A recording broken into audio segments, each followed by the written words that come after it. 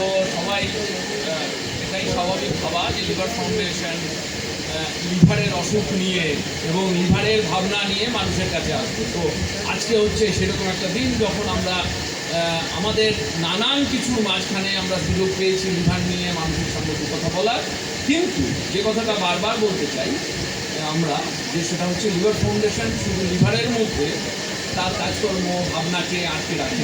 যার অন্যতম বেরিয়ে এই মুহূর্তে সব থেকে ভালো লাগবে এবং ভাবতে ইচ্ছা করছে যে এখানে যে বাচ্চারা বসে আছেন তাদের মধ্যেই কেউ হয়তো এই যে বিশ্ববিদ্যালয়ের স্বপ্ন আমরা দেখছি আকার নেবে এবং এখানে দাঁড়িয়ে আমরা এই প্রাঙ্গণে আসলেই বারবার মনে হয় এখানে ছাত্রছাত্রীদের এবং বাচ্চাদের কলকাকলিতে ভরে থাকবে, তারা আনন্দ করবে, ছুটবে, খেলবে, নিজেদের মধ্যে আলাপ করবে, গান গাইবে এবং স্বপ্ন দেখবে। আমি বারবার একটা কথাই বলছি, স্বপ্ন দেখা, কারণ ফাউন্ডেশন প্রবাহ লিভার ভাবলেই তো মনে হয় কয়েকজন ডাক্তার, কয়েকজন স্বাস্থ্যকর্মী তারাই যেন এর এর এর একমাত্র সৈনিক হবে। না, আমরা সেইভাবে একটা শুধু স্বাস্থ্য আবার চিকিৎসা এই নিয়ে নিজেদের জীবনকে কখনো আটকে রাখি না।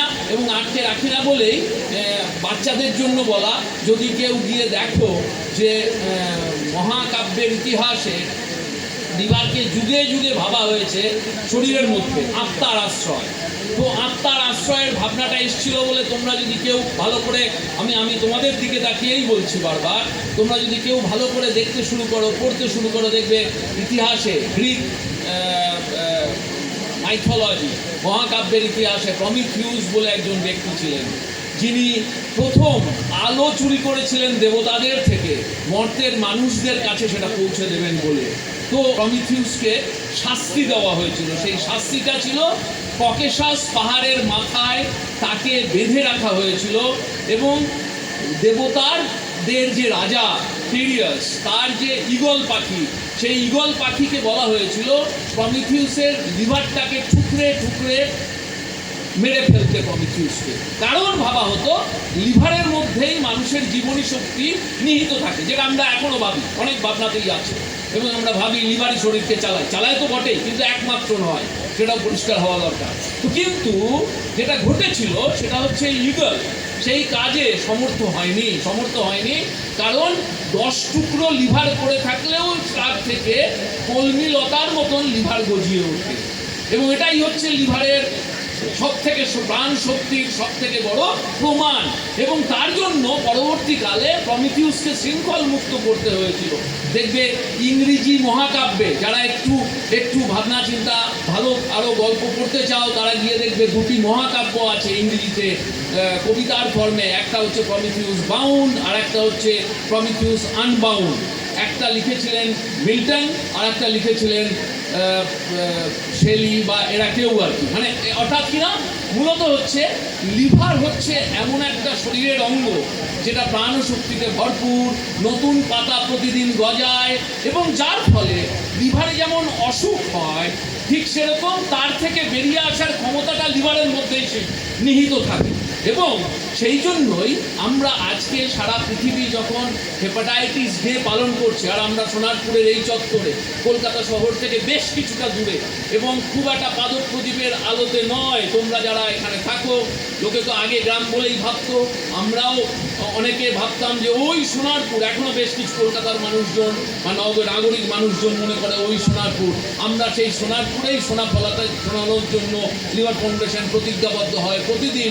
এবং তার থেকেই আজকে যখন হেপাটাইটিস ডে আমরা এখানে পালন করছি তোমাদেরকে নিয়ে, অর্থাৎ স্কুলের ছাত্রছাত্রী এবং আমাদের যারা লিভার ফাউন্ডেশনের কর্মী আছেন তাদেরকে নিয়ে, তখন আমরা এই কথাটাই বারবার মানুষের কাছে পৌঁছতে চাই যে একটা দিন পালন করলাম আর আমাদের কাজ শেষ হয়ে গেল, এটা নয়।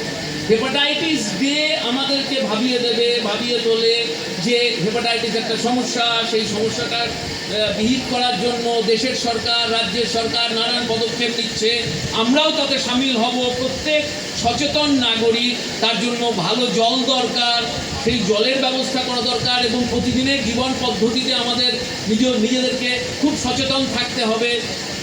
অবভিয়াসলি মোটা হওয়া যাবে না। 2026 সালে একটা জিনিস খুব পরিষ্কার করা দরকার যে ভাইরাস যেমন লিভারের ক্ষতি করে, কারণ লিভার একটা বড় জাহাজের মতো, তার অনেকে এসে তাকে আক্রমণ করে, ভাইরাস তার মধ্যে একজন, যে হেপাটাইটিস নিয়ে আমরা আজকে কথা বলছি। ঠিক সেরকম ভাবে প্রচুর খাওয়া আর পরিশ্রম না করা 2026 সালে হচ্ছে লিভারের সব থেকে বড় শত্রু হিসাবে সারা পৃথিবীতে কাঁপন ধরাচ্ছে। ঠিক সেরকম ভাবে যারা মদ্যপান করেন এবং অপরিমিত মদ্যপান করেন তাদেরকে বুঝতে হবে যে এটাও ইকুয়ালি ক্ষতিকারক। তো এই সবগুলো এই মুহূর্তে আমাদের জীবন নানানভাবে একটু বেপথু হয়ে পড়ে, এই সবগুলো এসে লিভারের কোষগুলোকে ক্ষতিগ্রস্ত করে এবং সেটাই হেপাটাইটিস। তাহলে আমাদের লিভারটাকে ভালো রাখতে গেলে কি করতে হবে? এগুলোকে পরিহার করতে হবে। লিভার ফাউন্ডেশন সেই কথা বলে। এর পাশাপাশি আমি যে কথাটা বলতে চাই বারবার, যে একটা দিন আমরা আজকে এটা শুনলাম, একটা উৎসব করলাম, একটা আনন্দ করলাম, বাড়ি চলে গেলাম, ভুলে গেলাম, এটা করলে হবে না। কারণ ভালো থাকাটা কিন্তু একদিনের কাজ নয়, ভালো থাকাটা কিন্তু প্রতিদিনের জীবনে হতে হয়। এবং সেই প্রতিদিনের জীবনে নেশা, প্রচুর খাওয়া দাওয়া করা, পরিশ্রম বিমুখতা, কারণ নেশার নানান পথ দিয়ে হেপাটাইটিস আমাদের শরীরে ঢুকতে পারে এবং নানানভাবে ঢোকে, ইঞ্জেকশন দিয়েও ঢুকতে পারে। তো এগুলো তো নাগরিক জীবনের কুচকে বয়স থেকেই মানুষের মধ্যে অনেক সময় এসে পড়ে। তো সেগুলো আমাদের প্রত্যেককে সচেতন থাকতে হবে যে সমাজের মধ্যে এই উপদ্রবগুলো যেন আমাদের এসে না পড়ে। তো আজকে হেপাটাইটিস ডে লিভার ফাউন্ডেশন যখন পালন করছে, আমাদের অতিথিরা আছেন, আমাদের অতিথি এবং শুভানুধ্যায়ী এবং আমাদের আত্মীয় তারা, তো তাদের কাছ থেকে আমরা সবাই শুনবো লিভার ফাউন্ডেশনের পক্ষ থেকে।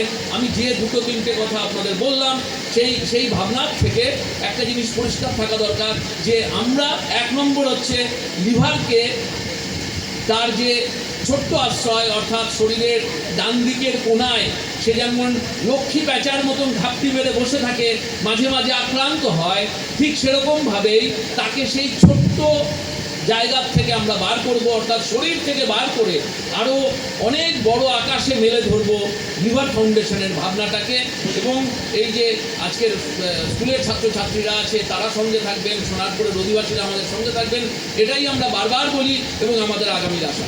আমি এখানেই থামছি, আমরা শুনে নেবো আমাদের অতিথিদের।